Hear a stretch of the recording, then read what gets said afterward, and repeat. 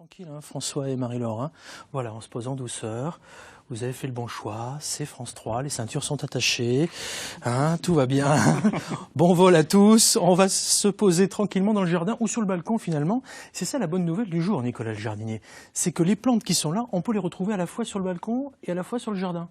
Bien sûr, bon, la plupart des plantes peuvent être cultivées soit en pot, soit en pleine terre. Donc les plantes aromatiques, effectivement, on peut les cultiver en jardinière ou en pot ou n'importe où sur un port de fenêtre, on peut les cultiver sans problème, hors sol, j'ai envie de dire. Oui, parce que ça, ce sont des plantes aromatiques. On va vous les montrer. Dites-moi un petit peu tout ce qu'il y a là. Il y a quoi?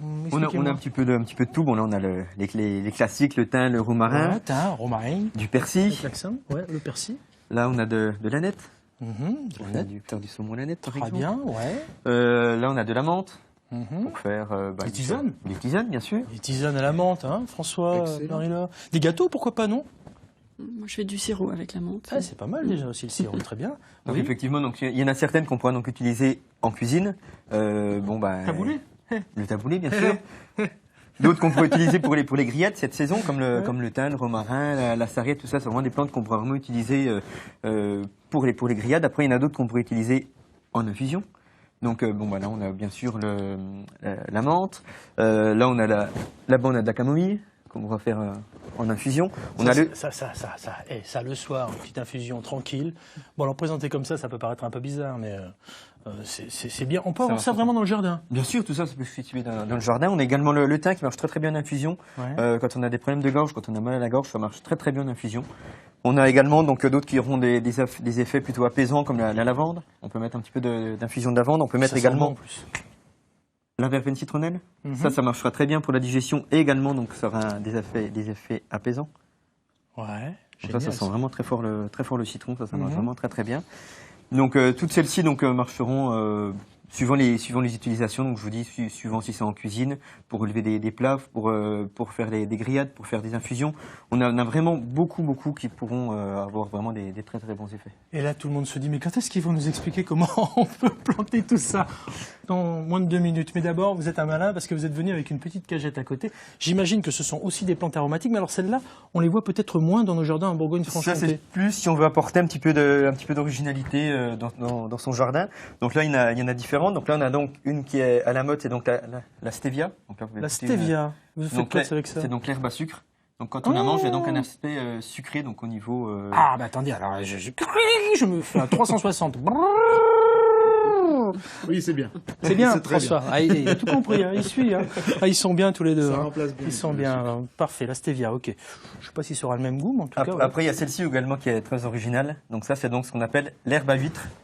Donc ça, on peut donc la mettre dans les salades pour agrémenter. Vous avez dit l'herbe à huître? Voilà, quand on la mange, si vous voulez goûter. Non, mais attendez, moi je connais les huîtres sur Basse-Arcachon, enfin ailleurs, etc.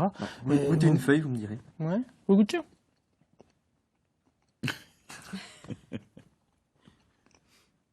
Oui, bon. Non, mais non, si. Si, c'est le deuxième effet. Ah, attends, je résiste pas à l'idée de vous faire goûter. Charlie va goûter. Je peux en piquer une, là? Bien sûr. On la coupe n'importe comment, comme ça? Voilà, comme ça, très bien. Allez, hop, je vais en faire goûter une à Charles, on va voir. Voilà, qui est à la caméra. Voilà, puis comme ça, vous allez goûter, vous tous. L'herbe à huître. Une autre également. Non, mais il y a un petit... Ah non, attendez, allez-y, continuez. Faites comme si j'existais pas. Une autre également qui va sentir l'huître, c'est donc la bourrache. Ouais. Et donc, si on mange la fleur de bourrache... Goûtez-moi ça. Non mais sérieux, hein, parce que vous vous dites il a fumé l'herbe là. Pas du tout. Non, franchement, ça a vraiment le goût d'huître. Ici on a donc la bourrache.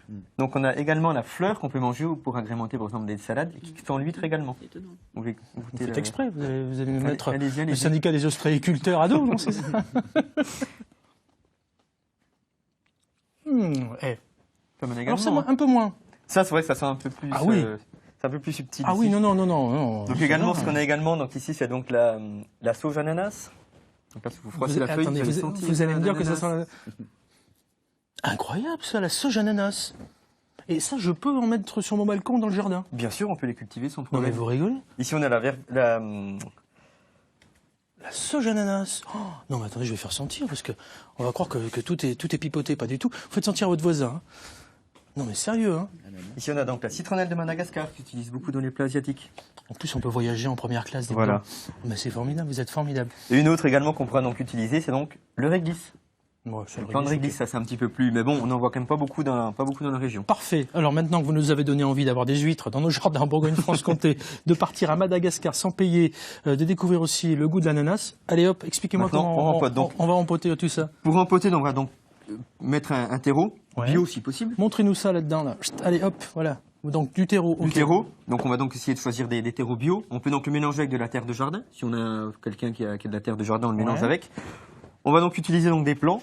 Donc qu'on va donc trouver dans le commerce. On peut les semer, mais maintenant c'est un petit peu tard. Donc je peux trouver mes plants d'huîtres par exemple. Bien sûr. D'accord. Et donc tous ces plants, donc on va utiliser, donc que ce soit les plants d'huîtres, le persil, n'importe quoi. On essaye à chaque fois de prendre des plants bio, dans la mesure où c'est des plantes qu'on va consommer. On va quand même faire un petit peu respecter la nature.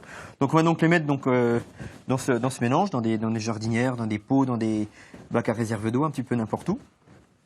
Donc on va donc rempoter. Simplement, vous mettez pas d'eau, pour l'instant vous mettez rien. Une fois que tout sera rempoté, on va donc pouvoir tout arroser. Donc, on va donc mettre également. On peut mélanger les trois là par exemple. Après tout dépendra de la taille du bac. Là on a des bacs où il y a un petit peu de volume, donc là on pourra donc mélanger trois plantes différentes. Ouais, allez-y, je vous tiens tout ça, allez-y. Donc là, hop là, montrez-moi vite fait. On met donc le thym. Et donc, si on veut donc apporter un petit peu d'originalité, on peut donc mettre effectivement une plante à huîtres, par exemple. Ah oui, génial. Un petit peu donc ça, après, on peut le mettre alors, sur le balcon, par exemple. Sur le balcon, sur un rebord de fenêtre, comme ça, devant la fenêtre de cuisine. On je fais quoi? J'arrose tous les jours? Je fais quoi? Non, on va pas arroser tous les jours. On va arroser une à deux fois par semaine. Ça dépendra du temps. On va ok, exposition sud, nord, est, ouest? Plutôt mi-ombre, si ça peut être au soleil le matin et pas trop l'après-midi, parce qu'on n'a quand même pas des gros volumes. Donc, on évite d'avoir des plantes qui sont trop au soleil, qui risquent de cuire un petit peu au soleil. Et je peux espérer une récolte tous les combien? Ah bah après on va récolter en fonction de ses besoins. Quand on a ça sur un rebord de fenêtre, quand on a besoin d'un petit morceau, on ouvre la fenêtre, on prend ses feuilles. Ah c'est magique, moi vous m'avez fait rêver là. Non vraiment c'est magique. Je sais pas ce que vous en pensez François, Marie-Laure. C'était bluffant hein, l'huître là. C'est bluffant. Ah non, l'ananas aussi, l'odeur de ah non mais sincèrement vraiment. Hein. Je me dis que pour l'ananas aussi, on pourrait presque faire des gâteaux avec de l'ananas là, avec la plante là. Hein, ça donne un petit goût. À étudier. Ah oui, c'est pas mal du tout. Ça coûte combien en moyenne des plants comme ça? Allez. Tout dépend. Après, si on part sur des godets, on va être sur 2-3 euros le godet. Après, si on part sur des plants un peu plus gros, on sera plus sur une dizaine d'euros la plante. Il y a des choses à ne pas faire. Est-ce qu'on ne peut pas mélanger tout? Est-ce qu'on peut mélanger Après, faire attention, il y a certaines plantes, comme ici on a la menthe, la mélisse également, qui est ici, qui vont très bien dans les infusions, qui ont tendance à beaucoup envahir. Donc, il faut faire attention de les mettre à un endroit un petit peu isolé, où on va pouvoir les limiter un petit peu. Parce que si on met, par exemple, en pot, un pied de menthe mélangé avec du persil, par exemple, la menthe va vite prendre le dessus sur tout. Ouais, j'adore. Vous me confirmez, Nicolas le Jardinier, que tout ça, en Bourgogne-Franche-Comté, c'est possible? Bien sûr, aucun problème. Ah, et le gel, parce que le gel... Après, il y a certaines plantes qui vont être cultivées comme une annuelle, comme, par exemple comme la stevia ou la plante à huîtres. Bien que la plante à huîtres peut quand même redémarrer s'il ne fait pas trop froid. Même le basilic ne va pas passer du tout l'hiver. Par contre, du thym, du laurier, de la menthe, ça va passer l'hiver sans le moindre problème. Ah ben génial. Bon, je dis bravo Nicolas, vous êtes super. On va tout mettre sur les réseaux sociaux, puis on fera même un petit tuto pour vous expliquer comment on plante ces plantes aromatiques justement. Toutes ces stars, on connaissait le thym, le laurier, le persil, la ciboulette, les classiques. On a découvert l'herbe à huître, la petite, j'allais dire la vanille de Madagascar, non, l'ananas, oui, l'ananas aussi, c'est bluffant, bravo, félicitations, super. Allez, on continue dans les bonnes nouvelles, on va les retrouver, notre ami...